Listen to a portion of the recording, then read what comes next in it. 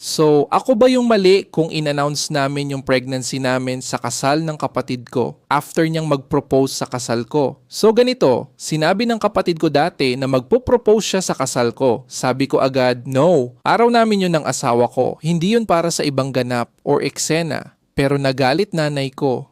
Sabi niya, gusto lang daw ng kapatid ko na makasama yung pamilya sa proposal kasi baka hindi na makita ulit yung iba for a while. Sabi ko, wala akong pake. Kapag ginawa niya yon, ipapaalis ko siya. Guess what? Ginawa pa rin niya. Tapos yung nanay ko, sinabihan pa ako na kapag pinaalis ko daw kapatid ko, aalis din siya. Grabe, sobrang galit ko nun pero wala akong nagawa. Fast forward, kakasal na yung kapatid ko last weekend. Nung time na ng speech, imbes na typical welcome to the family toast, in-announce namin na buntis yung asawa ko. Yup, we're expecting our first baby. Nagalit nanay ko, pero yung lola ko sinabihan siya na umupo ka nga at tumahimik. Most of the reception, kami yung kinakausap ng relatives, congrats, tanong tungkol sa baby, etc.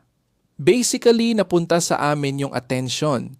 Ngayon, sinasabihan ako ng nanay ko na ang sama ko daw kasi inagaw ko yung spotlight sa kasal ng kapatid ko. Pero ni-remind ko siya, nung kasal ko, okay lang sa kanya na gawin ng kapatid ko yon. In fact, pinagbantaan pa niya akong iiwan kung pinaalis ko kapatid ko. May screenshot pa ako ng messages. So, ako ba talaga yung mali?